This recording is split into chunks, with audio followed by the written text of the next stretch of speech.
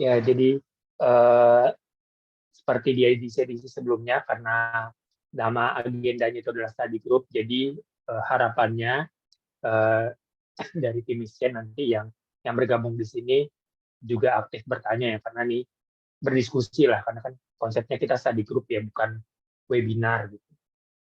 Jadi nanti Ustadz Fida akan memaparkan, eh, dan nanti kalau misalnya ada yang bertanya langsung aja kali Ustadz. Apa gimana Ustadz? Antum Ya, selesaikan boleh. dulu Boleh langsung. presentasi atau oke, siap. Ya, jadi nanti insya Allah sampai maksimal sampai jam 9, karena setelah itu nanti Ustadz Fida sudah ada agenda lagi. Baik, kita mulai. Fadol, Ustadz Fida, bisa dimulai. Jazakumullah khair, Mas Rama.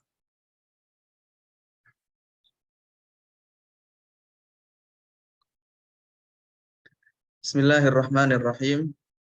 Ahmadu Rabbi wahibal uquli. Wa salli ya Rabbi ala rasuli amma ba'd. Alhamdulillah, kita bersyukur kepada Allah Subhanahu wa taala di malam yang insya Allah menjadi malam yang penuh berkah ini, karena kita sedang mempelajari ilmu syar'i at-tafaqquh fid din, dan materi kita adalah pengantar seputar fikih nawazil, fikih kontemporer. Kita sebenarnya kemarin sudah membahas di pertemuan yang pertama tentang hal-hal istilah, definisi istilah yang terkait, kemudian faedah dari mempelajari fikih nawazil, kemudian metode ulama dalam mempelajari dan membahas fikih nawazil, fikih kontemporer. Ada sedikit catatan yang terlewatkan kemarin. Jadi ini namanya al-kharaid adz-dzihniyah, mind map. Bahasa Arabnya al-kharaid adz-dzihniyah. Ada kitab namanya Muqaddimah Fiqhun Nawazil, karya atau intaj yang diterbitkan oleh Ithraul Mutun, syarikah Ithraul Mutun. Ini ada logonya yang di bawah bagian kiri ini. Ini penerbit yang cukup recommended untuk buku-buku yang didesain dengan metode pembelajaran yang lebih segar dan kontemporer. Namanya Ithraul Mutun. Jadi ada bukunya, kemudian setelah itu dibuatkan kharaid dzihniyahnya, mind map-nya seperti ini. Kemudian juga dibuatkan al-urud at-taqdimiyah, slide PowerPoint-nya. Sehingga ini resmi file dari mereka. Al-kharaid adz-dzihniyah yang mind map ini tentunya lebih ringkas daripada PowerPoint-nya, slide PowerPoint-nya. Baiklah, kita kemarin yang terlewat adalah manahijul ulama fi dirasatin nawazil. Metode yang digunakan oleh para ulama dalam membahas masalah kontemporer. Jadi ada tiga tipe model bagi siapapun yang mempelajari fikih nawazil dan membahas fikih nawazil. Yang pertama, mubalaghah fit tasydid 'alan nas. Berlebihan mempersulit manusia, tasydid. Susah ya, mempersulit. Wa tahrimi ma lam yuharrimullah. Bahkan sampai mengharamkan sesuatu yang sebenarnya Allah tidak mengharamkannya. Ini dampak buruknya adalah yunafirun nas anid-din, membuat orang lari.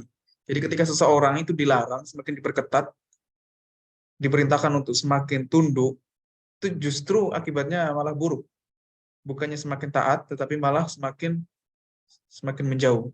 Dan ini sempat berapa kali ditulis oleh sebagian para ulama, diantaranya Al-Imam Al-Ghazali di bagian dari kitab Ihya Ulumuddin itu membahas, ada sebagian ulama atau sebagian penuntut ilmu di zamannya yang mengatakan, sekarang ini di zaman beliau waktu itu ya,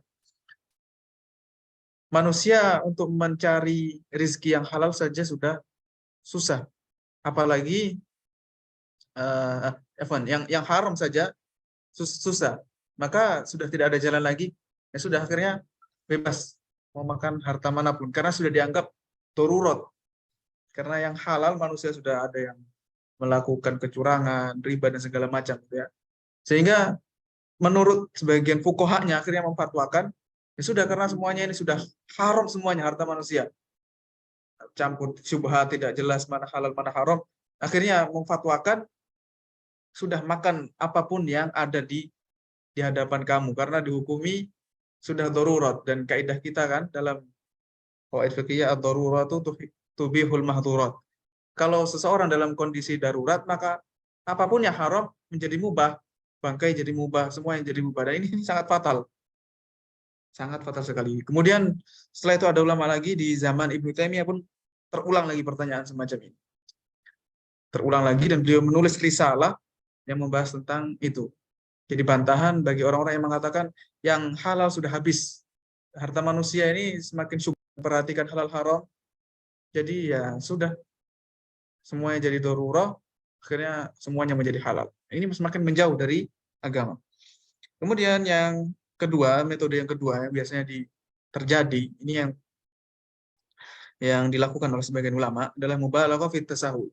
Terlalu menggampangkan, terlalu memudahkan. Sehingga di antara efeknya menjadikan mubah, menghukumi sesuatu mubah padahal dia sesuatu yang Allah haramkan.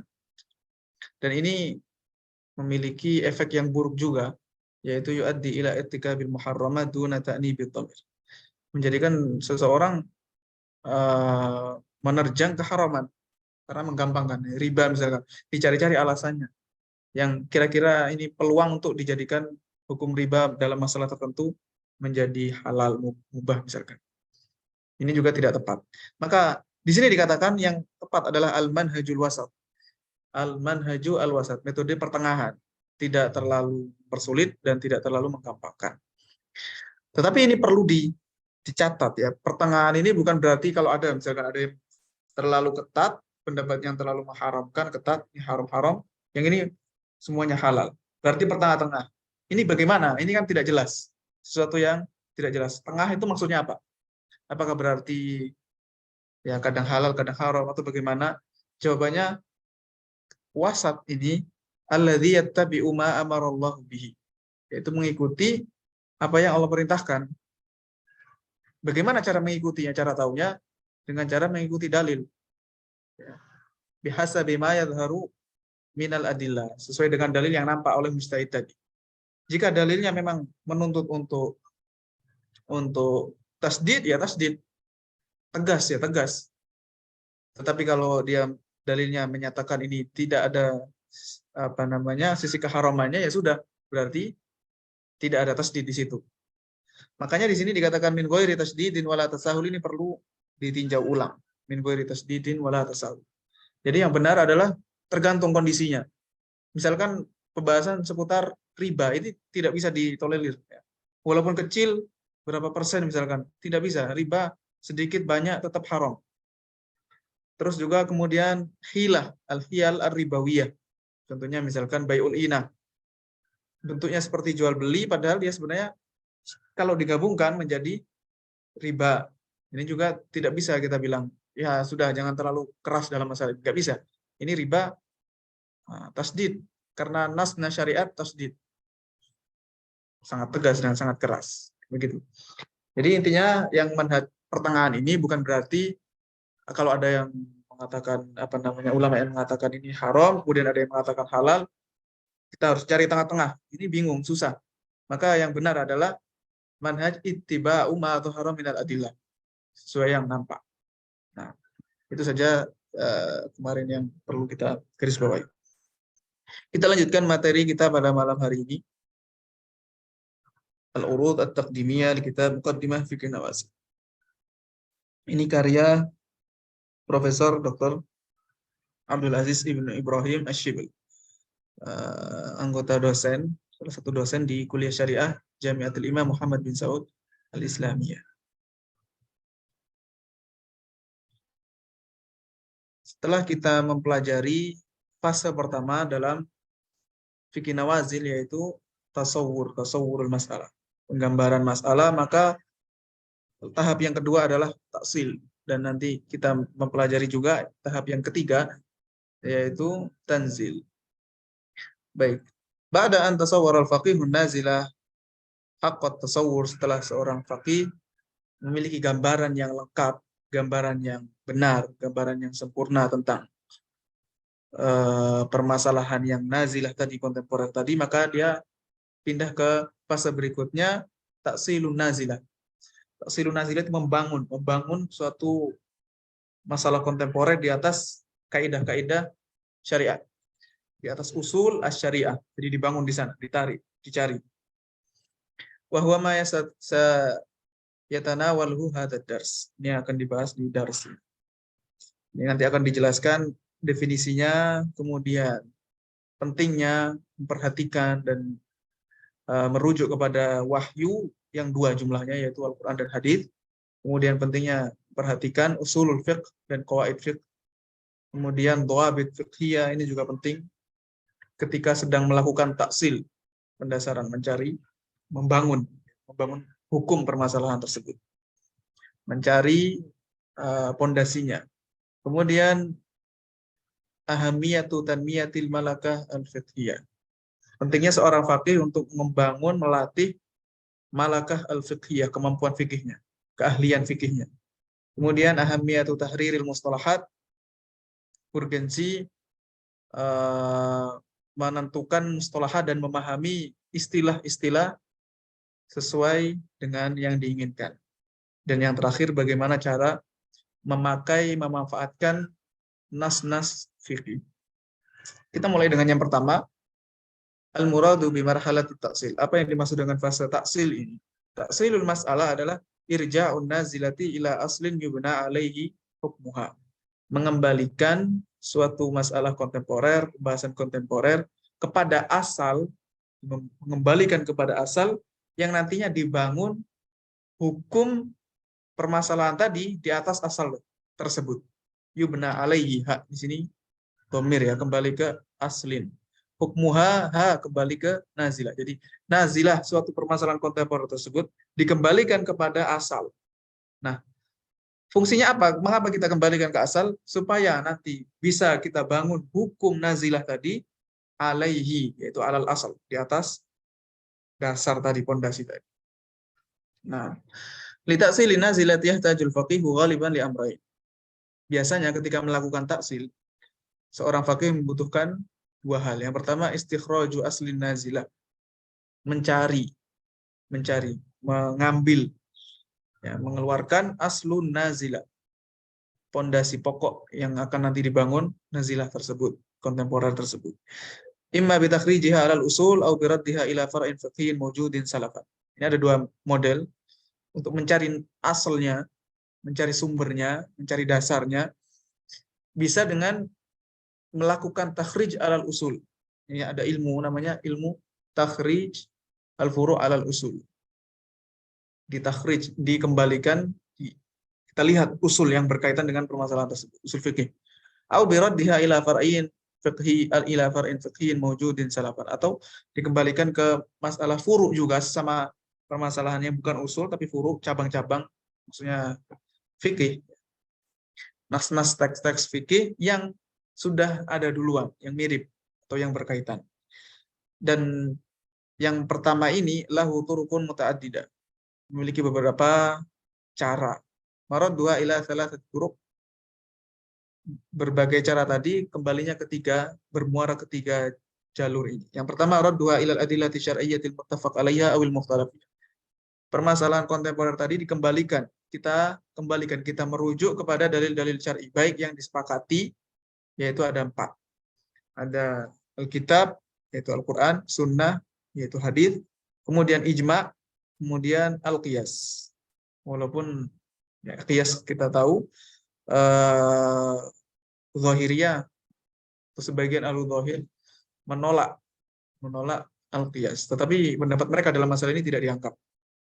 Nah, awil mukhtalaf fiha, atau dalil-dalil yang diperselisihkan. Intinya kembalikan kepada dalil, karena ada dalil syar'i yang diperselisihkan. Ini pembahasan ilmu usul, diantaranya misalkan syar'u man qablana, kemudian syariat umat terdahulu, atau qaulu sahabi, pendapatnya sahabat, kemudian masalih mursalah, kemudian al-istishab, kemudian ya, beberapa lagi saddu dzari'ah dan seterusnya. Jadi ada dalil yang diperselisihkan. Intinya dikembalikan ke dalil permasalahan tersebut. Wa yadkhulu fi dzalika al-maqasid, termasuk juga dalil ini maqasidus syariah. Maqasid asy-syariah. Yang ada 3 itu, ad-daruriyat, al-hajiyat, dan at-tahsiniyat. Yang kedua, radduha ilal qawaidil fiqhiyah. Permasalahan kontemporer tadi dikembalikan, kita cari dasarnya berupa qawaid fiqh yang berkaitan. Misalkan tentang sesuatu permasalahan yang baru.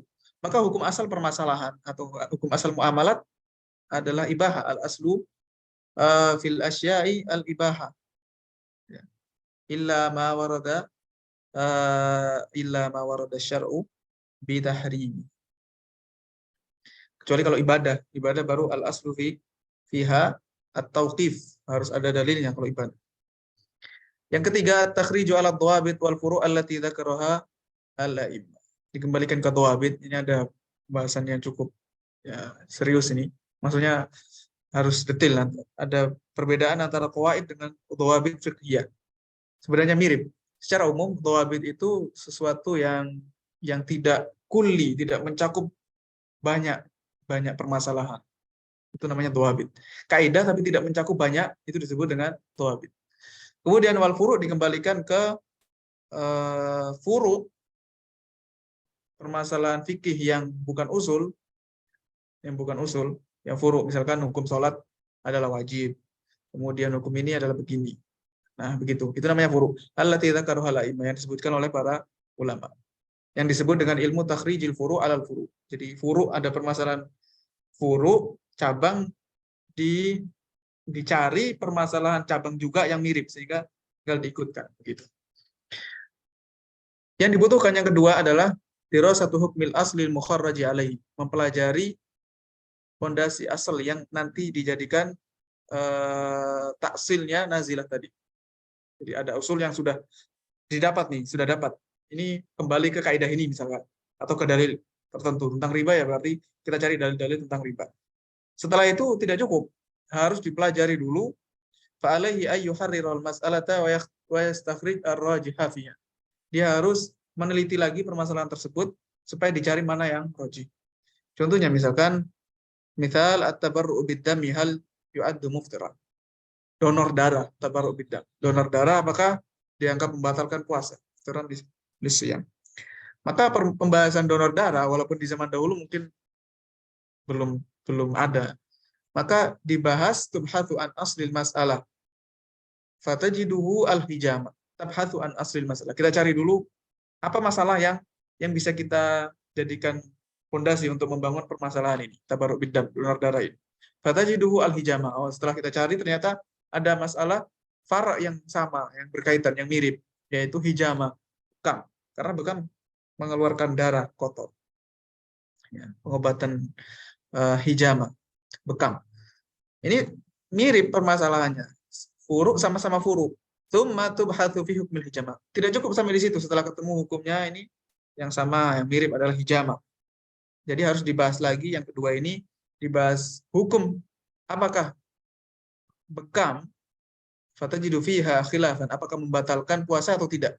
Ternyata ada khilaf, ada yang mengatakan itu membatalkan, ada yang mengatakan sebagian ulama mengatakan tidak. Mazhab, contohnya misalkan mazhab Hambali, Hanabila, masuk tafarrudnya mereka membatalkan puasa. Jadi orang yang hijama batal puasanya. Otomatis tabarruk biddam, donor darah juga membatalkan karena sama-sama mengeluarkan darah. Sebagian ulama mengatakan tidak. Ini di antaranya ulama Syafi'i dan yang lainnya tidak membatalkan puasa. Ada yang mengatakan jika membuat lemas, ditafsil. Fatajid anna fiha khilafan, ternyata di dalam masalah hijama sendiri ada khilaf. Maka sebelum menentukan hukum donor darah harus dipelajari hukum hijamah dulu supaya kita bisa merojihkan, mencari, melihat mana yang rojih dari pendapat para ulama tentang hijamah. Baru setelah itu kita bawa hukum donor darah ke perbekaman tadi. Kemudian berikutnya al-inayatu bil wahyain. Ini kita harus memiliki perhatian khusus terhadap wahyu yang jumlahnya 2, yaitu Al-Qur'an dan Sunnah. Alal baqi ayyabtula wasahu fit ta'ammuli fi nususil kitab wa sunnah. Seorang faqih itu jangan sampai melewatkan, mengabaikan teks-teks Alkitab was Sunnah. Jangan terlalu, misalkan, ini seorang ahli maqasidus syariah. Bukan berarti langsung saja kita nyari ke maqasidus syariah, langsung merujuk ke sana, ke kitab-kitab para ulama. Tidak. Yang pertama ini harus berusaha untuk merenungi, untuk mentadaburi Alkitab was Sunnah supaya mengetahui hukum masalah kontemporer. Faqad yajidu annal mas'alata mansusun 'alaiha. Karena bisa jadi ada masalah yang kontemporer tadi sudah ada nasnya, sudah ada hukumnya dalam teks Al-Qur'an maupun hadis. Khususan indama yakunu hukmun nazilati bayinan. Apalagi jika hukum permasalahan kontemporer tersebut jelas, biasanya langsung ada teksnya, ada ayatnya atau ada riwayat hadisnya. Contohnya misalkan hukmu hayawanat al-madbuha bis-saqi au bil khanq. Hewan, binatang, kambing misalkan atau sapi yang disembelih dengan cara atau dibunuh. Disembelih dengan cara as-saq, dibuat pingsan, dipukul atau misalkan disetrum.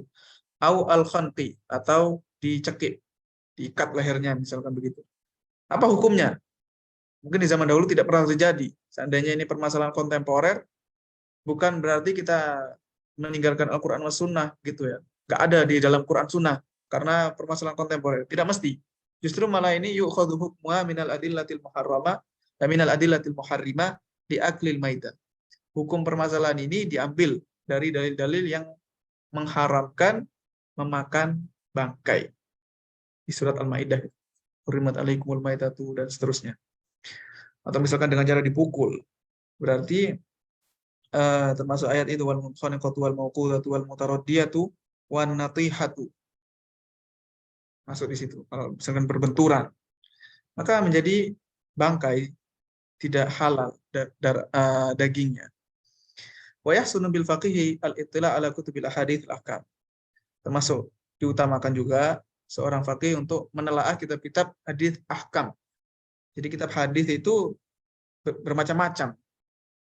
Ada yang ditulis khusus oleh para ulama yang membahas tentang hukum-hukum saja. Hadis ada yang hukum, ada yang halal haram, ada yang sifatnya akhlak, az-zuhud, war-raqaib, tentang akhlak. Kemudian ada yang berkaitan tentang akidah. Kemudian ada yang berkaitan tentang akhbar, kisah-kisah. Nah, seorang faqih semestinya dia menelaah kitab hadis-hadis yang berkaitan dengan hukum, telah semuanya. Wa yutali kutubul hadits al-asliyah, dan menelaah kitab-kitab hadis yang asal. Faqad yajidu ba'd ar-riwayati mufidatan fi hukm al-mas'alah wa lam tudhkar fil kutubil mukhtasarah. Kenapa tidak mengambil dari kitab mukhtasarah? Karena biasanya hadis ahkam ini ringkas, tidak disebutkan riwayat secara lengkap. Misalkan Bulughul Maram atau Umdatul Ahkam atau Al-Muharrar yang ditulis oleh Ibnu Taimiyah Al-Jadd kalau tidak salah. Walam tudhkar fil kutubil mukhtasarah. Terkadang tidak tertulis, tidak tercantum riwayat tambahan tersebut di kitab-kitab yang ringkas. Maka kita merujuk ke kitab-kitab yang asli. Ini tentunya yang dilakukan oleh seorang faqih, bukan orang awam. Nah, terus kenapa kita belajar kalau memang bukan orang faqih? Jawabannya supaya kita tahu bagaimana mereka melakukan ini. Dan supaya kita juga termotivasi. Karena bisa sangat memungkinkan bagi seseorang untuk menjadi faqih nantinya. Tidak ada istilah terlambat bagi siapapun untuk menjadi seorang faqih. Contohnya misalkan Al-Qaffal itu 40 tahun baru mulai belajar fikih. Al-Qaffal yang dulunya bekerja sebagai tukang al-qufl, yaitu gembok. Jadi beliau profesinya itu membuat gembok. Jago. Tapi setelah itu 40 tahun kemudian baru mulai belajar fikih sehingga menjadi ulama fikih Syafi'i yang terkenal, yang kuat. Yang berkaitan dengan ini contohnya tentang khiyar dalam akad jual beli tapi dari jarak jauh, contohnya melalui telepon atau internet. Dalam masalah ini ternyata sudah dibahas oleh para ulama di kitab-kitab fikih Syafi'iyah dan Hanabilah. Yaitu jika saling tanah daya bil bait, panggil memanggil. Lakin warada fi ba'd riwayatil hadits fi sahihain, ada di dalam riwayat sahihain ada tambahan ini. ma lam yatafarraq al-bayyi'ani bil khiyari ma lam yatafarraqa al-bayyi'an. Antara jual beli ini ada khiyar, ada hak untuk melanjutkan akad atau tidak melanjutkan. Malam yatafarraqa, selama tidak berpisah. Wa kana jami'an. Ini ada tambahannya ini. Wa kana jami'an. Dan dua-duanya ini taukid sebagaimana dijelaskan oleh Ibnu Hajar dalam Fathul Bari. Wa kana jami'an maksudnya taukid. Wa yumkinul istidlalu bihi, di sini disebutkan wa yumkinul istidlalu bihi ala anna al-khiyar innama huwa liman kana jami'an fi majlisin wahid. Khiyar itu terjadi jika dua-duanya antara penjual dan pembeli berada di satu majelis. Cuman ini Allah alam, ini perlu keterangan tambahan, tidak disebutkan bagaimana penjelasannya. Intinya dari pembahasan ini terkadang kita harus merujuk ke kitab-kitab yang asli, yang bukan ringkas, kitab-kitab utama dalam hadis. Baik, selanjutnya al-ihtimam bi usul fiqh wa qawaidi. Kita perhatian terhadap usul fikih dan qawaid fiqh. Karena ini adalah alat yang sangat digunakan, yang sangat penting, senjata untuk memahami usus, memahami dalil-dalil. Jadi ada dalil, ada bahannya, tetapi untuk mengolahnya ini ada ilmunya, ada caranya. Dan itu yang terdapat dalam ilmu usul fiqh. Wa ilhaqul maskuti bil mantuq. Ini berkaitan dengan qawaidul fiqh. Wa tarjih bainal aqwal, ini berkaitan dengan usulul fiqh. Ketika ada pendapat para ulama banyak, maka bagaimana caranya kita memilih? Itu nggak bisa salah-salah. Tidak serta-merta mana yang paling banyak itu yang paling kuat. Tidak bisa begitu. Wa minal umuri allati yanbaghi tanbihu 'alaiha fi ma yata'allaqu bi hadzal ma'lam. Al-ma'lam itu rambu-rambu. Termasuk yang perlu untuk ditambih dalam masalah ini adalah minal umuril asasiyah fil ijtihadi indibatul qawaid wal usul allati yarju ilaiha al-faqih. Harus ada indibat. Harus tidak boleh saling bertentangan. Tidak boleh saling bertentangan. Harus satu. Contohnya, ba'dul mu'asirina yubalighu fi istikhdamil aqisati wal maqasidi syariah. Sebagian ulama kontemporer, sebagian orang-orang yang membahas fikih kontemporer berlebihan dalam menggunakan kaidah qiyas serta berlebihan menggunakan maqasidus syariah. Tetapi ketika sedang membahas al-ibar al-mughadhiyah, al-ibar itu jarum, mughadhiyah itu yang mengenyangkan. Maksudnya ini infus. Maka mereka menyebutkan kalau annaha ghair muftirah. Mereka mengatakan tidak membatalkan puasa. Padahal mereka menggunakan qiyas ini sangat berlebihan mereka. Kemudian maqasidus syariah juga berlebihan. Tapi masalah al-ibar al-mughadhiyah malah mengatakan tidak membatalkan. Wa hadza ittirabun fil fatwa, maka ini adalah guncangan, ittirab, enggak konsisten. Enggak konsisten dalam berfatwa. Seharusnya dia sama dengan makanan. Al-ibar al-mughadhiyah, infus, membuat orang kenyang, masukkan sesuatu ke dalam tubuhnya menjadi kuat. Ya, ini kan hakikatnya sama dengan makanan. Gizi, ada energi yang masuk ke tubuhnya. Kok bisa dijadikan tidak membatalkan padahal mereka menggunakan maqasidus syariah dan qiyas? Ini adalah ittirab. Yang kedua, qad yakunu hunaka infisaman bainal fiqh wal usul. Terkadang ada jarak, ada pemisah antara fikih dan usul. Fatajidul ba'dha yuqaidu qawaid tsumma la ya'malu biha athna at-tarjih. Kadang ada sebagian ulama yang membuat kaidah, seorang faqih menentukan kaidah tetapi tidak digunakan kaidah tersebut ketika merojihkan. Contohnya misalkan mas'alatu iqtidha'in nahyi al-fasad. Apakah larangan dalam suatu teks itu menyebabkan fasad, rusaknya hukum permasalahan tersebut? Ini masalah usul yang cukup rumit. Kita baca begini saja ya, tidak usah dijelaskan lebih dalam. Yang ketiga, la yalzamu min adami qaulil faqih bi qaidatin muayyana adamul qauli bin natijah.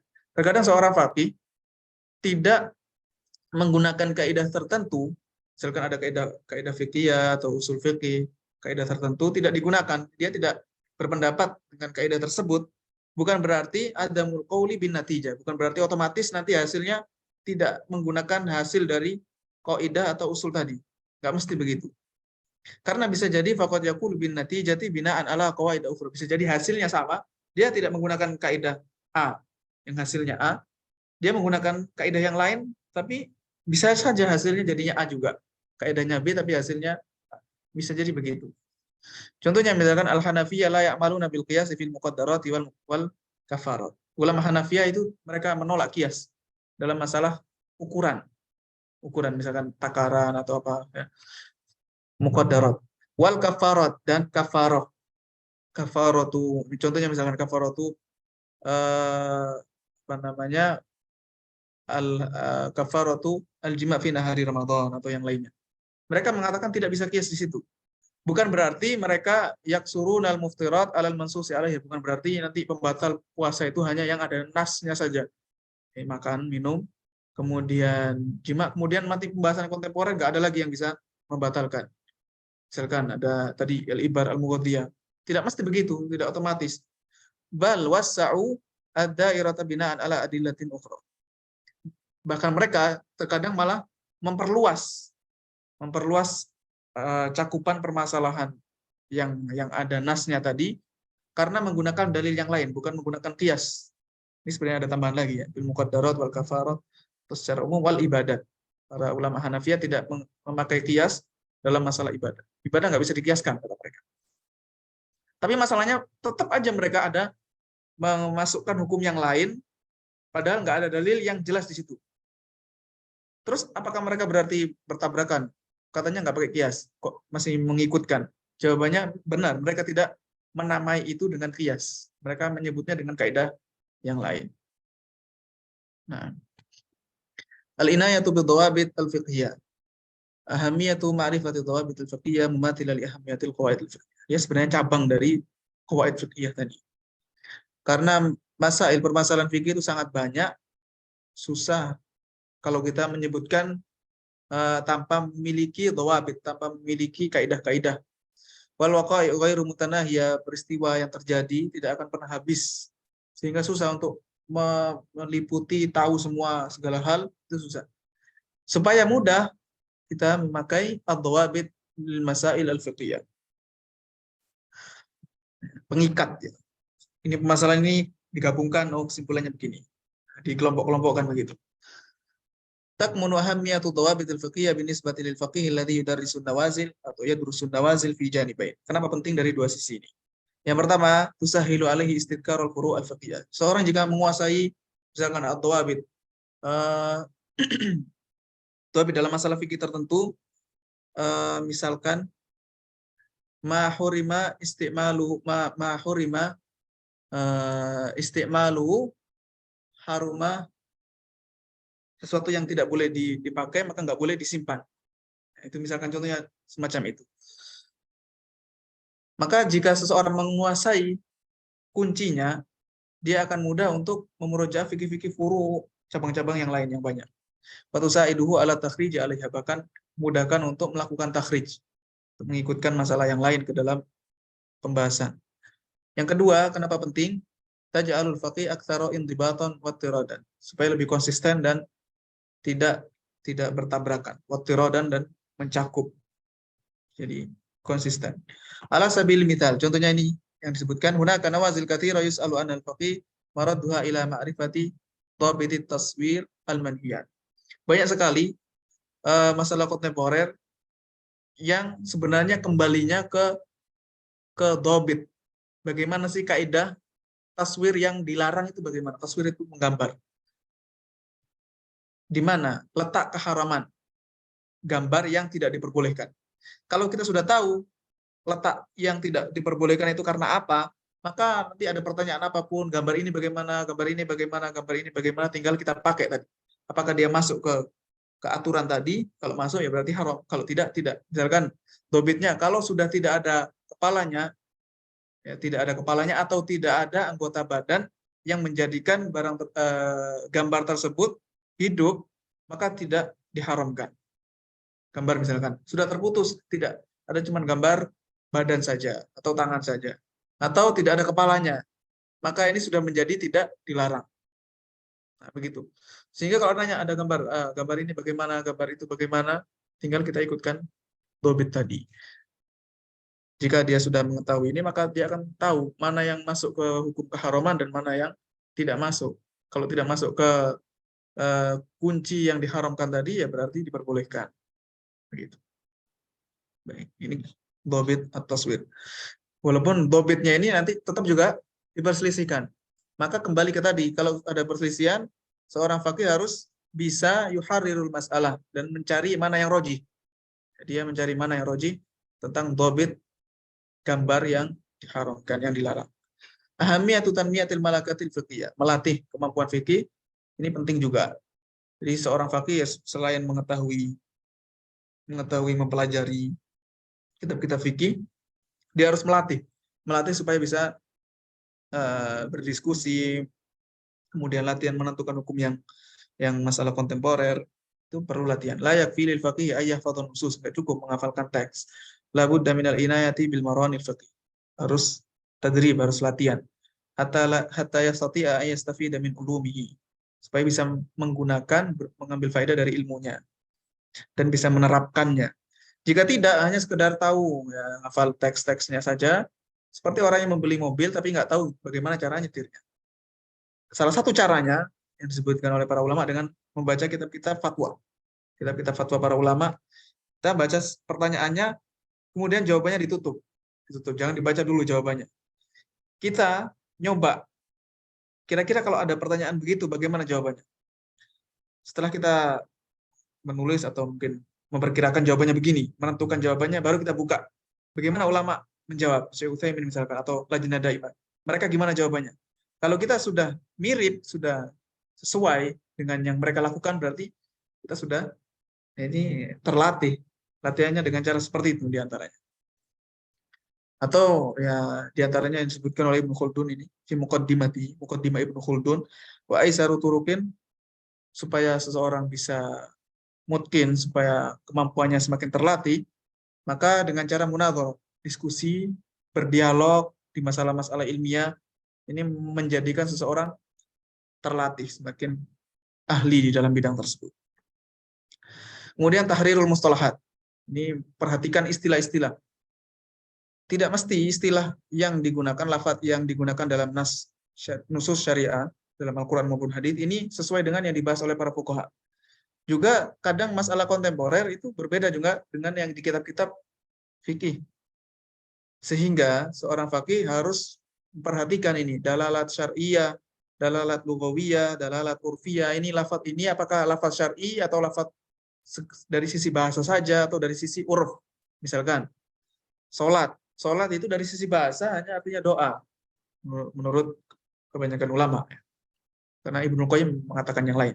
Wal lughawiyah, dari sisi bahasa tadi salat, atau asyam. Siam apakah hanya dari sisi bahasanya saja, atau misalkan al-ghusl, maka ghusl syar'i atau ghusl yang biasa. Wal urfiyah, penggunaan urf ad-dabbah. Dabbah ini apakah secara urf binatang yang melata, itu maksudnya apakah secara penggunaan urf atau tidak. Misalkan orang Indonesia menyebut daging itu tidak mungkin digunakan untuk daging ikan, padahal sebenarnya ikan juga memiliki daging. Nah, ini penting supaya dipahami. Ketika membahas harus teliti. Di antara permasalahan yang kontemporer, seorang faqih mempelajari hukmul wadi'ah al-masrafiyah, rekening di bank. Maka ini walaupun lafadznya, istilahnya adalah wadi'ah, titipan, maka tidak boleh serta-merta langsung saja dicari di kitab-kitab fikih tentang hukum wadi'ah, tentang titipan. Nggak bisa seperti itu. Karena beda hakikatnya. Wadi'ah masrafiyah dengan wadi'ah yang dibahas oleh para ulama fikih. Contohnya misalkan lagi al-murabahah, bai'ul murabahah, yang disingkat begitu, nama panjangnya al-murabahah lil amir bisyira'. Itu tidak bisa kita melihat ke kitab-kitab fikih hanya mencari kitab bab al-murabahah. Tidak bisa begitu. Harus dicari dulu maksudnya apa, hakikatnya bagaimana. Contohnya terkadang ada sebagian permasalahan itu memiliki lebih dari satu nama. Contohnya bai'ul wafa, dia memiliki banyak nama. Bai'ul sunya, bai'ul uhda, bai'ul amanah. Ini nama lain dari bai'ul wafa. Bai'ul wafa ini diperselisihkan ulama juga. Jadi bentuknya begini. Bai'ul wafa, kalau sudah, saya antara jual dan membeli. Kalau sudah melakukan jual beli, jika salah satunya dia ingin mengembalikan maka harus siap dibatalkan gitu ya. Harus siap. Ini bukan khiyar lagi. Nah, ini diperselisihkan para ulama. Apakah ini sah atau tidak jual beli semacam itu? Kita terlepas dari permasalahan ini, dia memiliki banyak nama. Ini diantaranya bai'ul thunya, bai'ul ruhda, bai'ul aman. Kemudian bagaimana cara mengambil faedah, cara memanfaatkan teks-teks fikih. Yang pertama, tidak cukup dengan melihat saja, membaca, tapi harus bisa merojihkan dan mencari mana yang benar dari ucapan para fuqaha. Sebagian masalah fikih itu sudah selesai, sudah tuntas dengan adanya ilmu hadis, dengan ilmu yang semakin modern. Contohnya, para ulama dahulu sangat kesulitan menentukan aktsaru muddatil ham. Ini banyak efeknya ya.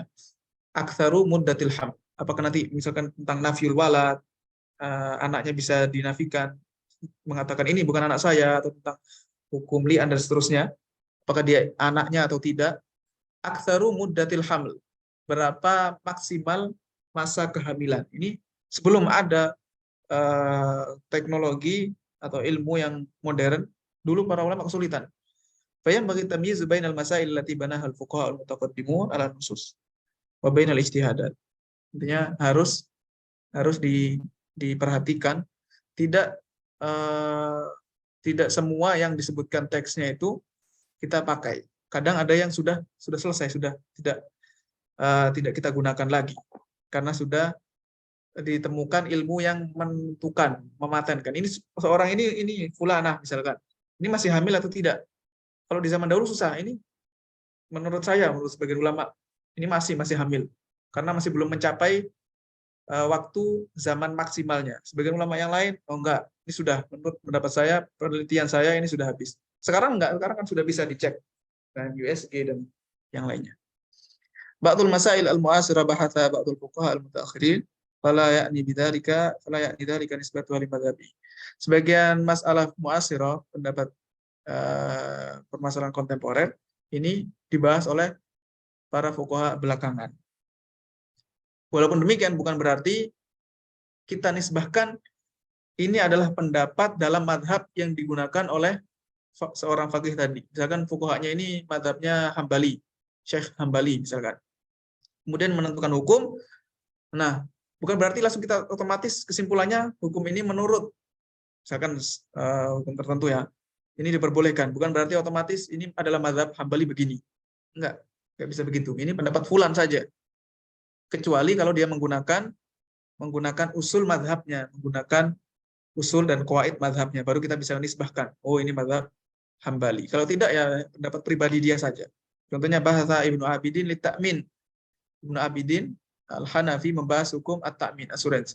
Yumkinu an nansibahu lil Hanafiyah, bisa kita nisbahkan karena Ibnu Abidin ini ketika membahas fikih tentang ta'min banahu ala usuli madhab. Dia membangun di atas usul madhab mereka, yaitu madhab Hanafiyah. Baik. Nah, jadi ini penting ya untuk mencari, memahami. Karena terkadang ini keliru juga yang ditambih oleh sebagian ulama. Ketika ada seseorang bertanya, ini cara yang keliru. Ada seorang yang bertanya tentang suatu akad yang baru kontemporer, transaksi. Apa hukum transaksi A? Kemudian seorang faqih hanya menjawab, jika itu ada riba, haram. Jika tidak ada, maka halal. Ini bukan jawaban, ini bukan fatwa, bukan jawaban. Karena seorang faqih harus bisa menentukan, dia harus nyari apakah ada ribanya atau enggak. Jangan diserahkan kepada yang bertanya, mustafti. Jangan, karena dia kan seandainya tahu ya ngapain nanya. Justru malah harus kita kasih tahu, oh di sini ribanya, maka enggak boleh. Bukan dibilang kalau ada riba, ada gharar, maka enggak boleh. Kalau enggak ada, baru boleh. Bukan jawaban yang semacam itu ya, bukan jawaban yang bisa diterima. Baik, ini sudah selesai tahap yang kedua. Ini ada permasalahan kontemporer untuk latihan. Kita skip aja, kita pilih sedikit saja. Contohnya misalkan as-salatu fil buldani lati la taghibu fiha syamsu asyuran. Apa hukum salat bagaimana cara mengatur waktunya di negara-negara yang mataharinya tidak tenggelam sampai berbulan-bulan. Maka ini sebenarnya ada aslun nazil, ada nasnya bahkan. Hadis tentang nanti di akhir zaman ketika masa turunnya Dajjal. Ya, karena Dajjal hidup di muka bumi itu nanti ada masa satu harinya sama dengan 1 tahun. Rasulullah menjelaskan di hadis tersebut, faqduru lahu qadra, diperkirakan. Kemudian setelah itu 1 harinya sama dengan 1 bulan, 1 harinya sama dengan 1 pekan, dan sisanya seperti hari-hari biasa. Nah, itu. Kemudian ini istilah-istilah yang mengalami pergeseran. Al-Qarad, Al-Fawaid Al-Bankiyah, At-Taswir, Al-Yansib, As-Saq, Al-Kafil, ini mengalami pergeseran penggunaan sehingga perlu kita meneliti kembali istilah-istilah tersebut dan mempelajarinya.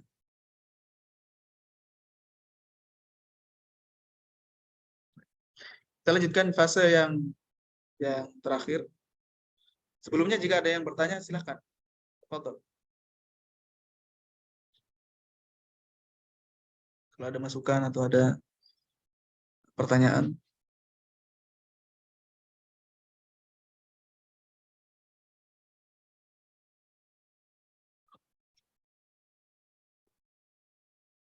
Kalau tidak, kita lanjutkan saja. Al-muradu bi marhalati tanzil, ini fase yang terakhir. Kalau di dalam istilah usul fikihnya disebut dengan tahqiqul manat. Tahqiq al-manat. Ada takhrijul manat, ada tanqihul manat, ada tahqiqul manat. Tanzil, menerapkan. Setelah kita menemukan dasarnya, kaidahnya atau usulnya, baru kita terapkan. Kita pastikan hukumnya ini A atau B, halal atau haram, dan seterusnya. Ini ada pertanyaan dari Muhammad Rizki. Bagaimanakah kami orang awam mengetahui batasan bolehnya mengambil sisi kemaslahatan kontekstual dan meninggalkan teks nas, misalnya pendapat bolehnya zakat dengan uang, wakaf dengan uang, dan lain-lain. Ya tadi seperti yang disebutkan, ini yang melakukan seorang faqih, ya, bukan orang awam, bukan tugasnya seorang awam yang menentukan, yang mengambil dasarnya ini diambil dari mana, mencari, ini bukan tugasnya orang awam, seorang faqih. Kita sebagai orang awam, selama kita belum mencapai derajat mujtahid, walaupun mujtahid mas'alah, mujtahid juz'i, kewajiban kita hanya mengikuti taklid. Kecuali nanti kalau ada perbedaan pendapat. Nah, itu ada fikihnya sendiri. Fikih ikhtilaful muftin. Ketika beberapa mufti berbeda pendapat, apa yang harus kita lakukan? Ibnu Qayyim menyebutkan ada 7 pendapat. Ini ada fikihnya sendiri. Mungkin perlu kita buat sesi khusus tentang ini. Ikhtilaful muftin. Apa yang harus kita lakukan ketika yang satu mengatakan haram, yang satu mengatakan halal, yang satu mengatakan diperinci, misalkan gitu. Di antaranya ada yang mengatakan cari yang paling mudah karena syariat Islam itu mudah. Gitu. Ada pendapat yang lain mengatakan cari yang paling susah, yang mutasyaddid dari pendapat tersebut. Karena kalau susah berarti otomatis kita aman. Nah, itu ada pendapat-pendapat para ulama dalam masalah tersebut. Baik, selanjutnya al-muradu bi marhalati at-tanzil. Ini masalah yang terakhir, fase terakhir. Tanzilu hukmil mas'alati 'alal waqi'i huwa ma yusamma bi tahqiq al-manat. Tahqiqul manat itu menentukan hukum masalah. Sudah final kita mau menentukan hukum akhirnya. Ada 2 tahqiqul manat atau tanzil tadi. Ada 2, ada am, ada khos. Am itu tahqiqul manat fil anwa' bihaitsu yahkumu 'alal mas'alati umuman. Menghukumi suatu permasalahan secara umum. Ini hukumnya masalah ini haram secara umum atau halal secara umum. Yang khusus tahqiqul manat fil ashkhas, menghukumi secara personal. Orang yang bertanya, fulan, ini hukumnya bagi dia halal. Bisa jadi bagi orang lain hukumnya berubah. Haitsu yunazzilul hukma ala syakhsin bi'aini. Setiap personal, setiap suatu kasus per kasus. Ini tahqiqul manat, menghukumi permasalahan yang jenisnya tahqiqul manat al-khas. Ta'silul mas'alati la yughni an tanziliha 'ala al-waqi'. Wa kam min bahithin razaqallahu al-qudrata 'ala tahriril masail wa tatbiq fiha lakinnahu la yamliku maharat al-ifta. Jadi orang yang mempelajari fikih nawazil, orang yang mempelajari fikih kontemporer, kadang bisa dia menentukan mana yang rajih, mana yang tidak. setelah dia mempelajari permasalahan tersebut, meneliti. Tapi bukan berarti dia bisa berfatwa. Fatwa ini lain lagi, dia bisa merojihkan, bisa menentukan mana yang kuat. Tidak otomatis dia bisa berfatwa, fatwakan, oh fulan, silakan nanya ke saya semuanya. Nggak bisa begitu. Beda. Ifta ada maharotnya, ada syurutnya juga, ada adab-adabnya. Mithalu dzalika, ini contoh saja. Law iftaradna anna faqihan takhassasa fil bahthi fi qadaya at-ta'min wa harrara wa tawata. Ada seorang faqih, dia spesialis di bidang pembahasan yang membahas seputar asuransi. Dia sudah meneliti, sudah merojihkan, dan intinya sudah menguasai benar seputar asuransi. Kemudian dia menyimpulkan anna ta'minat tijari, asuransi komersil, karena at-ta'min ada dua, at-ta'min ta'awuni dan at-ta'min tijari. Ta'min tijari hukumnya haram, dan ini pendapat mayoritas para ulama kontemporer. Ini tidak ijma', mayoritas. Fahadha la ya'ni annahu yastati'ul fatwa fil waqa'i tafsiliyah. Bukan berarti nanti kalau sudah ada permasalahan personal atau kasus-kasus tertentu yang terperinci, dia bisa menentukan hukum juga. Nggak bisa mengambil berdasarkan kesimpulan umum yang muharram tadi. Karena bisa jadi ada pengecualian di sini. Nah, penting, makanya beda antara orang yang mempelajari dengan orang yang berfatwa. Tidak mesti orang yang mempelajari bisa berfatwa. Kemudian tambih, ini sebenarnya tambih. Tajarrudul haqqi wa su'alullahi al-i'anah. Ketika ingin menentukan hukum, seorang faqih nggak boleh menggunakan hawa nafsunya. Atau mujamalah. Dia terpengaruh, dia di bawah kendali seseorang karena malu atau karena kondisi tertentu. Tidak boleh semacam itu terjadi. Karena dia seharusnya harus mengikuti kebenaran. Indahu mitsaq akhadallahu alaihi al-mitsaq. Dalam perjanjian dia harus mengatakan sesuatu yang benar. Kalau tidak, berarti dia melanggar. Wa aktsaru ma yu'inul faqih lil wusuli ila haqqi wa taufiqur rabbani. Seorang faqih biasanya sampai kepada kebenaran itu tentunya dengan taufik Allah, petunjuk dari Allah Azza wa Jalla. Karena seorang faqih saja itu sudah taufik dari Allah, apalagi al-wusulu ilal haq, dia bisa menyimpulkan atau sampai kepada pendapat yang benar. Itu lebih taufik dari Allah lagi. Makanya dia harus banyak meminta Allah, berdoa, taufik dan hidayah. Ya ayyuhalladzina amanu taqullaha yaj'al lakum furqana. Jika kalian intattaqullaha yaj'al lakum furqana. Jika kalian bertakwa kepada Allah, maka Allah akan menjadikan pembeda. Maksudnya semakin bisa membedakan mana yang hak, mana yang batil. Ada ucapan Ibnu Qayyim yang dinukil di sini, bagus sekali. Yang bagi mungkin dari Ilamul Muwaqqin, belum ngecek langsung. Yang bagi lil mufti al-muwaffaq idza nazalat bihi al-mas'alah ayyan ba'itha min qalbihi al-iftiqar al-haqiqi al-hali lal ilmi al-mujarrad. Ketika seorang mufti yang muwaffaq, yang baik, yang benar, itu seharusnya ketika ada permasalahan yang baru, nazalat ini nawazil, permasalahan yang baru kontemporer yang belum pernah terjadi sebelumnya, yang pertama kali harus dilakukan adalah muncul rasa iftiqar al-haqiqi ila mulhimis shawab.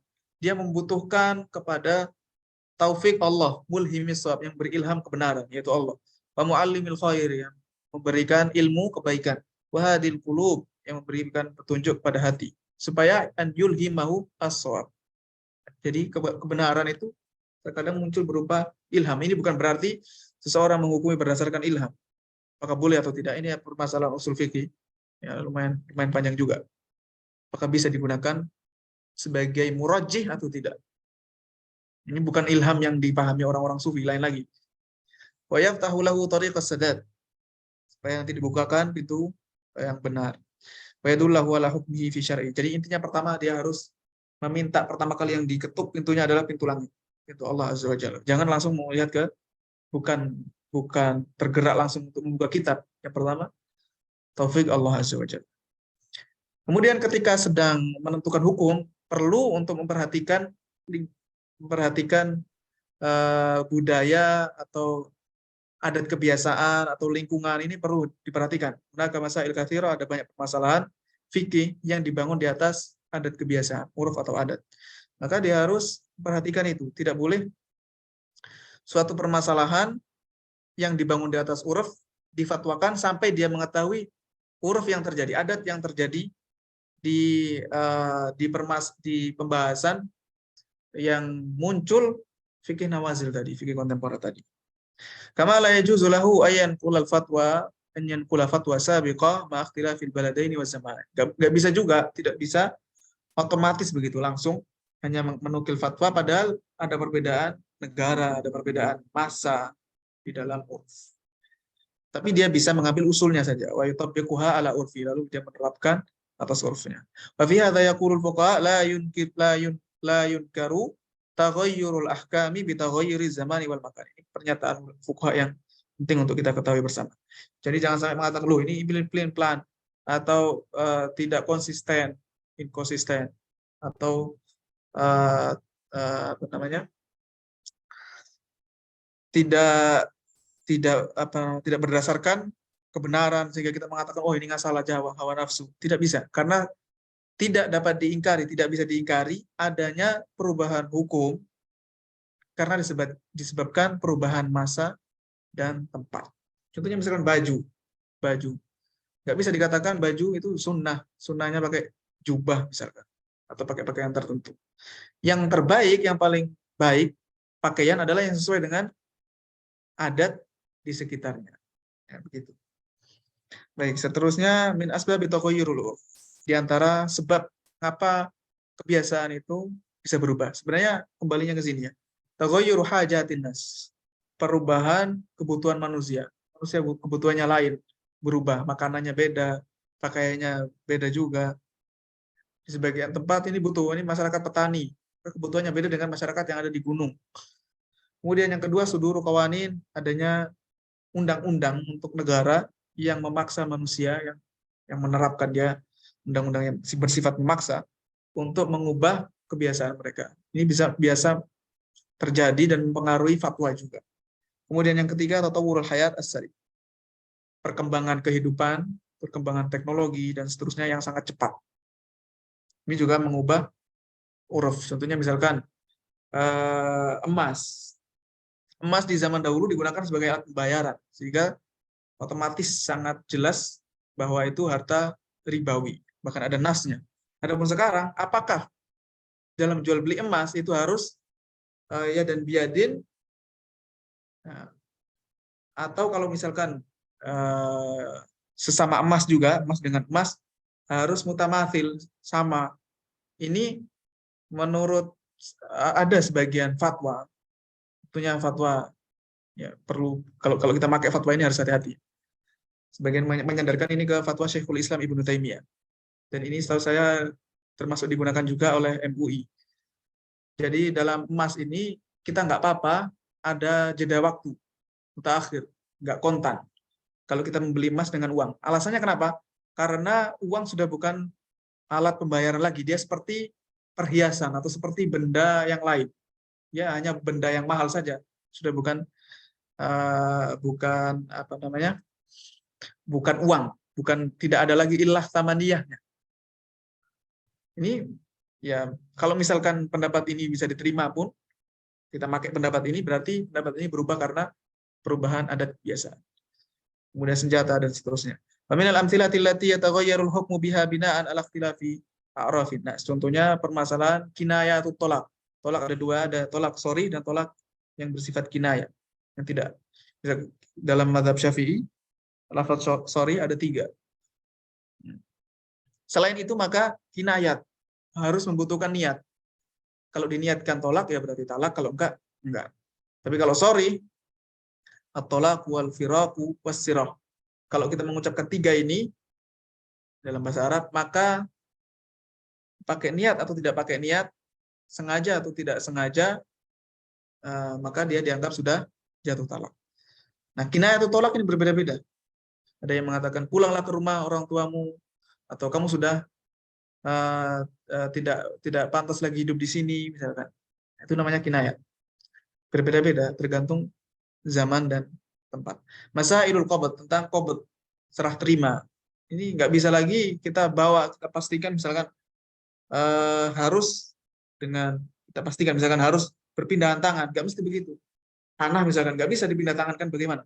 Suratnya, Nah, qabd ini para ulama menjelaskan bahwa i'tibarul qabd menjadi patokan dalam qabd yang sahih tergantung dengan uruf yang terjadi. Yang ketiga, masailul libas yang berkaitan dengan pakaian.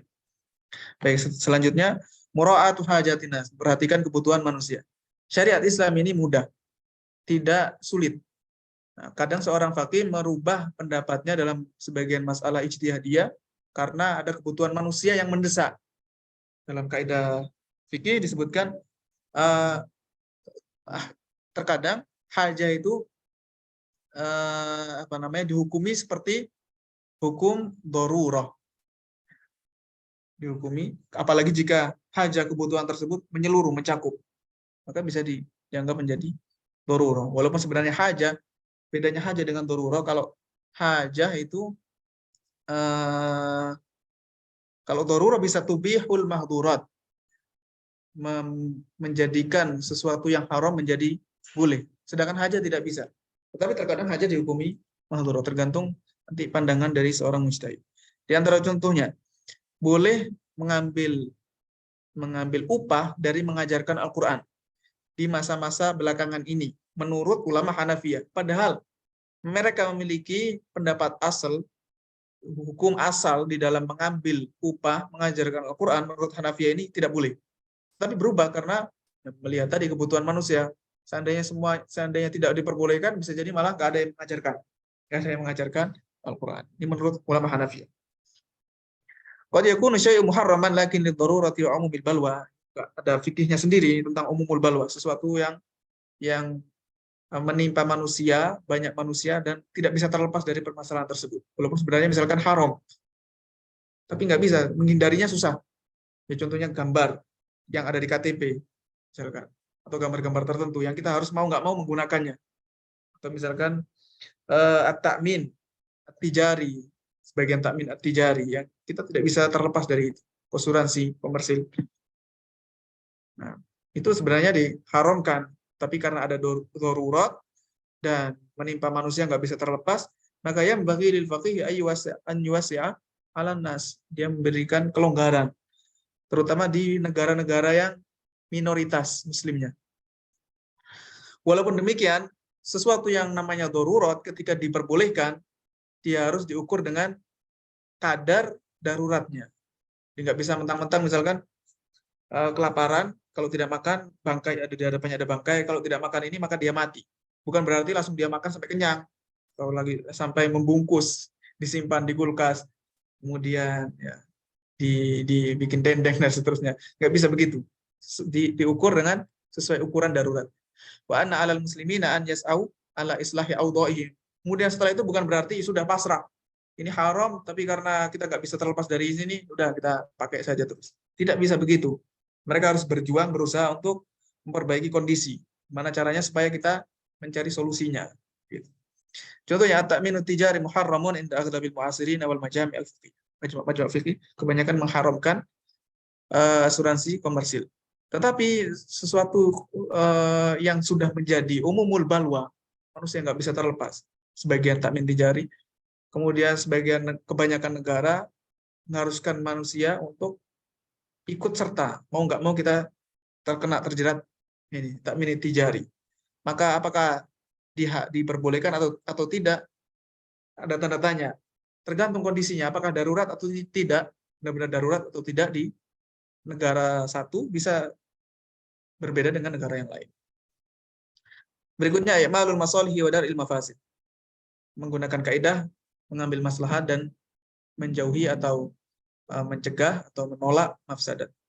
Ma'lul mafasidi wa dar'ul ma'lul masalihi wa dar'ul mafasidi aslun azim. Ini pokok yang asal, yang kuat, yang agung. Yang menjadi rujukan poros banyak sekali hukum-hukum syar'i. Jika seorang faqih tidak memperhatikannya, dia akan menjauh dari syariat, karena ini termasuk maqasidu syariat, membuat manusia menjadi kesulitan kalau tidak menggunakan kaidah ini. Tetapi ketika terjadi tabrakan antara masolih ini jamak dari maslahat, beberapa maslahat mana yang dikedepankan, atau bainal mafasid, dan mafsadat yang banyak, mana yang mau nggak mau harus dilakukan satu, mana yang kita pilih, atau bainal masolihi wal mafasid, antara maslahat dan mafsadat. Ada dua, satu permasalahan, ada maslahatnya, ada mafsadatnya. Ketika sesuatu tersebut yang memiliki maslahat dan mafsadat menimpa kaum muslimin, maka biasanya, dan ini kebanyakannya, maka seorang fakih harus bisa melakukan mukorona, menimbang bagaimana, apakah kita mengedepankan maslahatnya atau mafsadat. Jadi tidak serta-merta selama ada mafsadatnya maka darul mafasidi muqaddamun ala jalbil masolih. Tidak bisa begitu. Ini ada aturannya. Gunakan kaidah tersebut, ada aturannya. Mimma yang bagi tanbihu lahu, termasuk ditambih juga, jika suatu hukum berkaitan dengan maslahat, maka namanya maslahat maka bisa berubah. Sehingga ketika ada perubahan maslahat, maka seorang fakih harus merevisi untuk memperbaiki lagi, melihat lagi, mereview lagi hukumnya. Masalah kontemporer bisa berubah. Masalah kontemporer biasanya berkaitan dengan maslahat. Sehingga kalau maslahatnya sudah tidak ada, sudah berubah, berpindah ke yang lain, maka otomatis harus direvisi. Contohnya al-musyarakah fi wasailil i'lam, ikut serta di dalam media pers, ya, wasailul i'lam, sarana informasi. Ikut misalkan sebagai jurnalis dan seterusnya. Terlebih lagi yang masih bercampur dengan kemungkaran. Ada kemungkaran di situ, apakah kita boleh ikut kerja di situ, berterjun di situ? Maka fahadhihi taduru alal masolih, ini kembalinya ke maslahat. Kembalinya ke maslahat. Dilihat maslahatnya. Karena Nabi SAW ketika menyampaikan dakwah, dahulu Rasulullah menyampaikan dakwahnya di nawadil Arab aswaqihim, di tempat-tempat perkumpulan orang-orang Arab dan di pasar-pasar mereka. Padahal di pasar mereka pasti ada kemungkaran, ada riba dan seterusnya, pasti ada kemungkaran, ada kadzib, ada yang namanya orang kafir, ada patung, penyebutan lafaz-lafaz syirik, masih ada. Tetapi Rasulullah ikut di situ menggunakan momen tersebut. Kenapa? Karena maslahatnya yang lebih besar. Kemudian i'malul maqasidi, menggunakan maqasidus syariah. Karena syariat memiliki maqasidus, tujuan, baik yang mansusa ataupun mustambaqa, yang ada nasnya langsung dari kitab dan sunnah maupun yang bisa diketahui berdasarkan istimbat. Seorang fakih harus memperhatikan maqasidus syariah ini ketika mempelajari masalah kontemporer. Bahkan sebagian ulama menjadikan ini sebagai syarat ijtihad. Syarat ijtihad harus menguasai maqasidus syariah.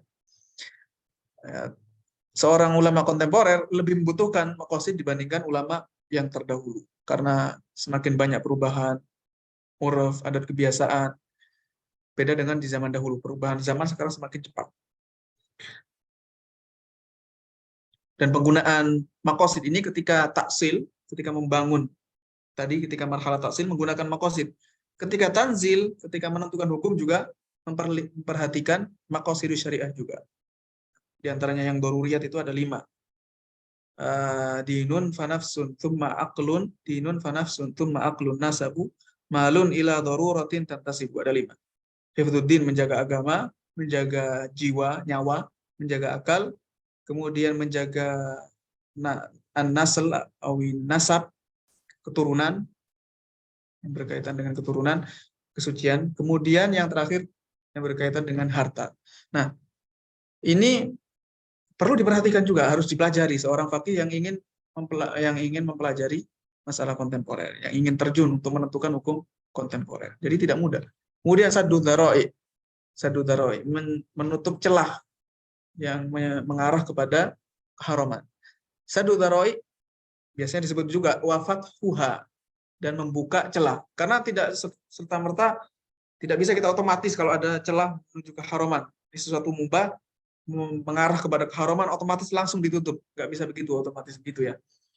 Ada aturannya juga, kapan dibuka keran ini, jalur ini, kapan ditutup. Ada fikihnya, ada ilmunya. Saddu dzara'i wa mura'atu salahin nasi wa fasadihim aslun azimun. Ini adalah pokok yang utama yang dibutuhkan seorang fakih ketika menentukan hukum masalah kontemporer. Dan ini yang sering diburukkan citranya di zaman-zaman sekarang ini. Karena masalahnya gara-gara kesalahan menggunakan kaidah ini. Kemudian biasanya orang yang perhatikan maqasid, terkadang maqasidnya kuat tapi di pembahasan saddu dzara'i lemah. Ya begitu. Karena tidak lengkap. Dan saddu dzara'i, menutup celah menuju keharaman atau menuju kerusakan, ini tidak bisa terlepas dari siapapun, baik dia faqih, seorang ulama fikih, atau ahli siasat politik, atau seorang pendidik, murabbi dalam ilmu pendidikan. Wa in summiya bi asma' mukhtalifah, walaupun namanya bermacam-macam, tapi intinya sama, yaitu mencegah wasilah dari ini wasilah. Dari itu bimana wasilah, waznan wa ma'na. Wasilah, perantara yang mengarah kepada sesuatu yang tidak diperbolehkan, maka ditutup juga. Min amthilati dzalika, contohnya tadminul ajiril mushtarak indaman yaqulu bi al ajir al mushtarak. Contohnya misalkan orang yang membuka jasa penjahit atau laundry, itu namanya ajir mushtarak. Orang yang memiliki, yang bekerja untuk banyak orang. Indaman yaqulu bi, dia yadman, menanggung ganti rugi. Kenapa begitu? Sebabnya adalah al-ihtiyat di amwalin nas.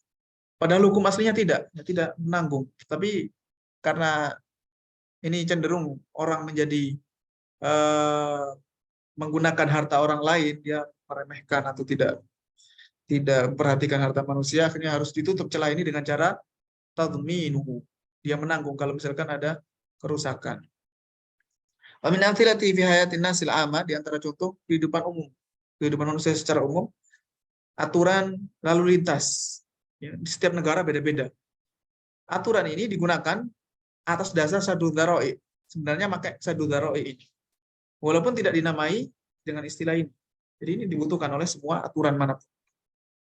Kemudian yang terakhir, yang terakhir, taqdimul hulul asy-syar'iyyah. Ketika akhirnya akhirnya kita menentukan hukum, seorang faqih menyatakan hukumnya haram, tidak selesai tugasnya. Dia harus mencari, kalau bisa, dan selagi ada, mencari solusi syar'inya. Solusi tapi harus syar'i.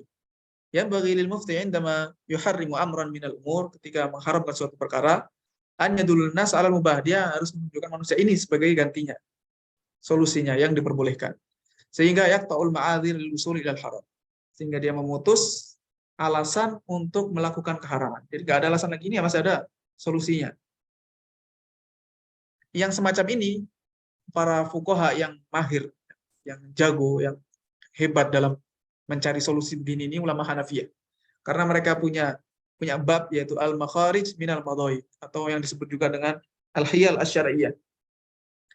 Al-makharij minal madhaib. Makharij itu solusi, mencari jalan keluar dari sesuatu yang sulit. Solusinya bagaimana? Kalau ini haram, akad ini haram, gimana caranya?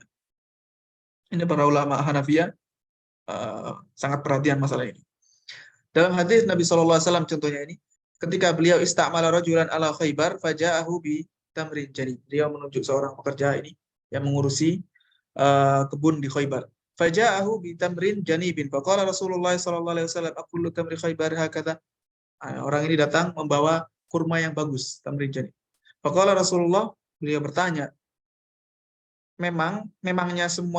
apakah memang semua kurma Khaybar itu semacam ini setelah menaklukkan Khaybar orang-orang Yahudi? Memangnya begini semuanya? Qala la wallahi ya Rasulullah, enggak. Demi Allah, bukan enggak begini, masa tamar Khaybar begini semuanya. Terus gimana? Inna lanakhudhu sa'a min hadza bis-sa'aini bitsalatsa. Bis-sa'aini bitsalatsa.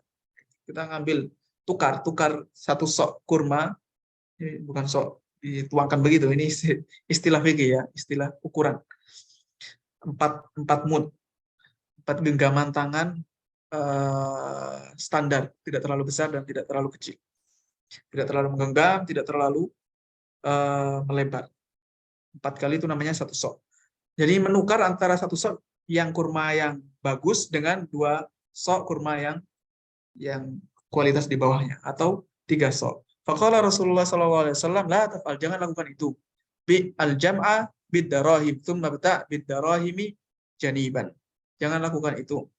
Bi al-jam'a bid-darahim. Kurma yang, kalau kalian punya kurma yang enggak bagus, pengen kurma yang bagus, jual saja dengan dirham, dengan uang ya, kalau di zaman sekarang dengan uang. Terus setelah dapat uang, Tsumma bidarahimi janiban. Lalu setelah kamu dapat uang, kamu beli saja kurma yang bagus. Jadi jangan ditukar karena tidak boleh sesama barang ribawi ini harus sama ukurannya, satu sok ya ditukar dengan satu sok. Begitu. Harus tamatsul. Amin amthilati dzalika indama yadhkurul mufti hurmatal fawaid ribawiyah. Ketika mufti menyatakan bunga fawaid ini bunga bank hukumnya haram, maka yang bagi lahu an yusidahum ila amaliyat tamwil al-mubahah. Seharusnya sepantasnya dia memberi petunjuk, mengarahkan manusia untuk mencari permodalan yang diperbolehkan. Bagaimana solusinya, modal-modal, cara mendapatkan modal yang diperbolehkan. Misalkan pergi ke bank nanti ada ribanya. Nah, saya masalahnya butuh modal misalkan. Harus diajari.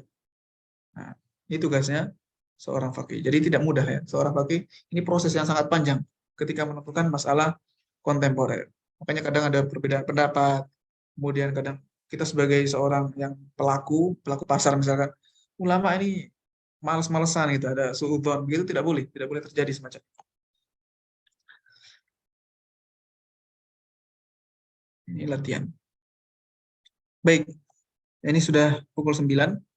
Afadhol jika ada yang ingin ditanyakan atau ada masukan atau mungkin misalkan ada koreksi, afadhol dari ikhwah-ikhwah sekalian yang ada hadir di sini.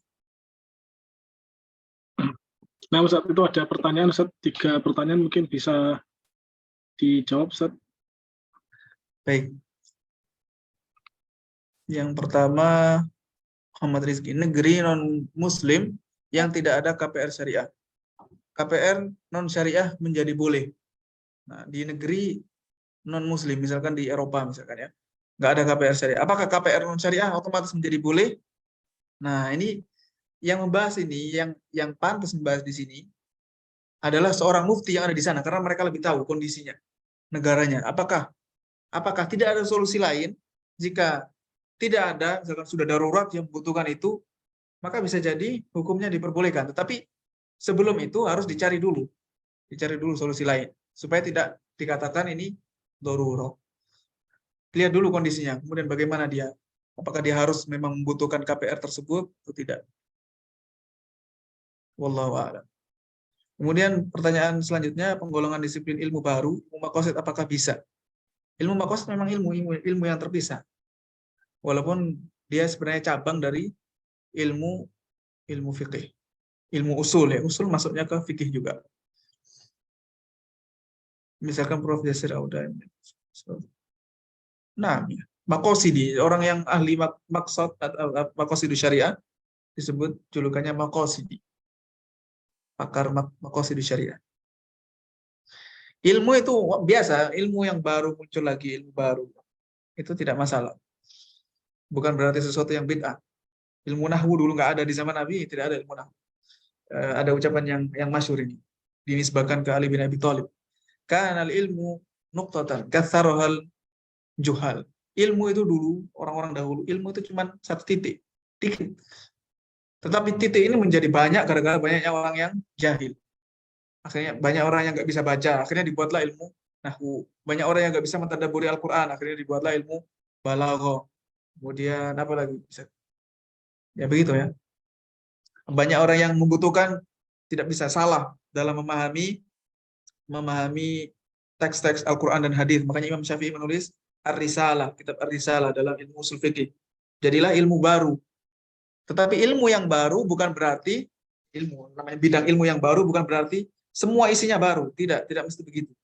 Sebenarnya ada ilmu-ilmu yang sudah ada di zaman dahulu, cuman masih belum ditata, belum dipatenkan, dibukukan begitu. Belum dibukukan, belum ditata, belum diurutkan, belum ditobatkan. Usul fikih sudah ada di zaman Nabi, tapi secara ilmu yang terpisah, ilmu yang baru. Berikutnya, Assalamualaikum warahmatullahi wabarakatuh. Saya mau tanya, kalau seorang bekerja di perusahaan yang menyalurkan pinjaman tunai dengan bunga tertentu, apakah dia juga jadi haram bekerja di sana karena riba di perusahaan?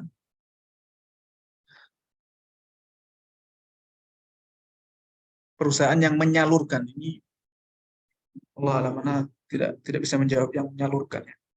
Apakah ini perusahaannya memang di bidang itu atau tidak? Kalau sekedar perusahaan sekali atau memang dia bukan aktivitas utamanya, ini beda hukum. Ini perlu diperjelas lagi. Sebagai tim teknologi berarti tidak masalah karena ini bukan bagian dari ya. Dilihat dulu bagaimana apa model perusahaan tersebut. Kalau memang perusahaan tersebut perusahaan misalkan bank ribawi ya, saja begitu, atau perusahaan yang benar-benar aktivitasnya ribawi, maka apapun yang berkaitan tidak diperbolehkan, menjadi haram. Walaupun sekedar dijelaskan ulama, walaupun sekedar tukang bersih-bersihnya, cleaning service-nya tetap nggak boleh.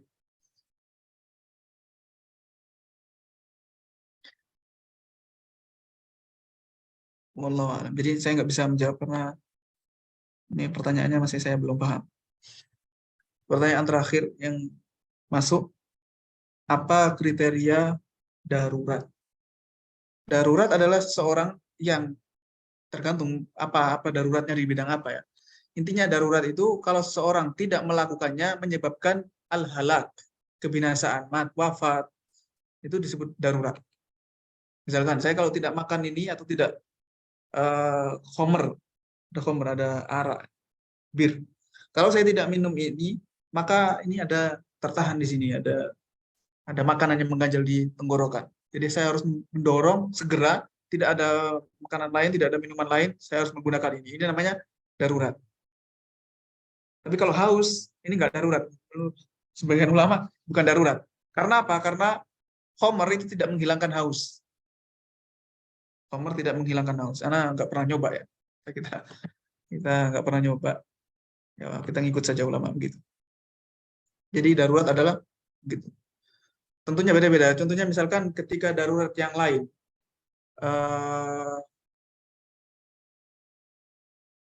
misalkan menyebabkan kematian orang lain, bukan saya. Kalau saya tidak menolong dia yang meninggal. Itu juga darurat.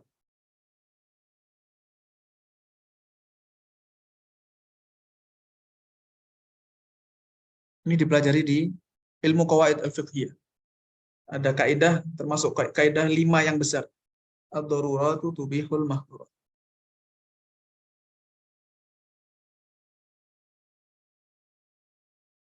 Atau la darara wa la dirar. Izin bertanya di luar topik. MUI mengharamkan cryptocurrency sebagai alat pembayaran, namun bolehkan sebagai aset. Bila saya menggunakan fasilitas blockchain untuk penyimpanan data dan menggunakan kripto. Ya, untuk pembayaran sebagai uang tidak diperbolehkan.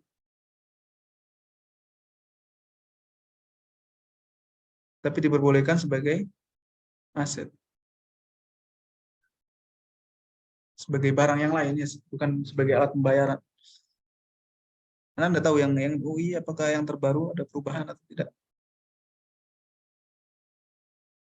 Bila saya menggunakan fasilitas blockchain untuk menyimpan data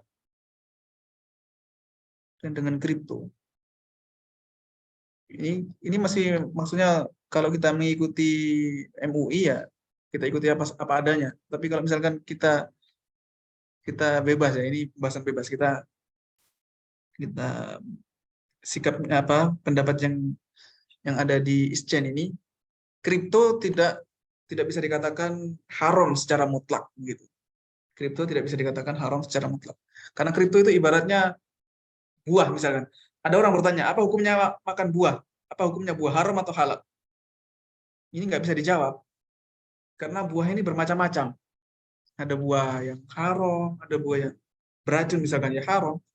Ada buah yang baik, ada buah yang membahayakan. Atau makanan misalkan. Ikan macam-macam. Kripto juga isinya macam-macam. Harus diterangkan kriptonya apa ini maksudnya. Secara umum ya diperbolehkan. Itu mungkin lebih khusus Ustaz, maksudnya si ini ya Rona ya. Mungkin maksudnya untuk gas fee Ustaz, kalau yang saya pahami ya. Menggunakan fasilitas blockchain untuk penyimpanan data dan untuk menggunakan jasa ini dengan kripto. Nah, mungkin sebagai gas fee-nya ya. Penyimpanan blockchain tidak masalah. Ini nggak ada kaitannya dengan fatwa tadi. Kalau untuk penyimpanan data, kemudian untuk menggunakan jasa ini dengan gas fee.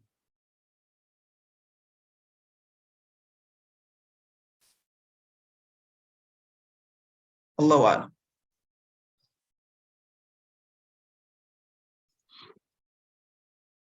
Nah, Ustaz, itu mungkin jadi pertanyaan terakhir ya, Bapak Ibu sekalian ya. Masya Allah, ini sudah cukup panjang lebar yang dibahas oleh Ustadz Fida, mulai dari pertemuan pertama kemarin. Insya Allah ada sih rekamannya, nanti coba kita upload ya di media sosial kita, mungkin di YouTube atau di Discord, kita sampaikan nanti. Nah, ini sudah selesai ya Ustadz, berarti untuk pembahasan fikih nawazil. Insya Allah, karena kita ini berusaha untuk tetap mengedukasi ya, khususnya di komunitas exchange, cryptocurrency dan halal web3 gitu ya. Mungkin juga kita akan rutinkan ini, Bapak Ibu sekalian, insya Allah. Tapi kita memang fokusnya karena ini komunitas cryptocurrency atau web3 gitu ya. Jadi kita fokusnya lebih ke muamalah maliyah gitu ya, muamalat maliyah. Dan insya Allah nanti mungkin di 2 minggu sekali. Jadi insya Allah kita 2 minggu sekali kita akan di Kamis ya, di Kamis 2 minggu sekali itu kita akan bahas serial fikih, ya, insya Allah dengan Ustadz Fida, nanti juga akan kita selingi di Kamis lainnya gitu ya, jadi insya Allah setiap Kamis kita akan ada kajian seperti ini, tapi 2 minggu kita kajian fikih, di Kamis yang lain itu insya Allah kita akan memberikan edukasi tentang blockchain atau halal web3 yang lain. Nah insya Allah itu mungkin Ustadz, mungkin berarti 2 minggu lagi kita bahas yang lain gitu, mungkin kita carikan topik yang sama insya Allah gitu. Kalau Anda sih pengennya usul fikih Ustaz, nanti mungkin kita bisa nyari kutip-kutip usul fikih yang mungkin kita bisa mudah pahami atau mungkin hafalkan ya. Itu kalau Anda pernah ya 1 kali selesai pengajian yang usul fikihnya Syekh As-Sa'di yang nazam itu saat itu mungkin Qawaid fikih itu Masya Allah, itu mungkin teman-teman exchange juga komunitas ini ya, ini karena ini sifatnya ini ya Bapak Ibu ya, studi grup ya, jadi memang harapannya nggak usah banyak-banyak banget yang join, sekitar sekarang ini cukup 20-an, tapi kita harapkan fokus dan tiap ada kajian ini ikut gitu ya, supaya nanti kita ada faedah. Ini Masya Allah, ini kita benar-benar dua pertemuan ini banyak sekali faedah yang kita dapatkan, dan kalau kita ngomongnya ke cryptocurrency komunitas seperti ini, sangat banyak yang related ya, sangat banyak yang terkait, walaupun kita nggak langsung bahas satu persatu, oh ini masalah cryptocurrency di bab apa gitu kan, enggak ya, tapi kita insya Allah banyak faedah.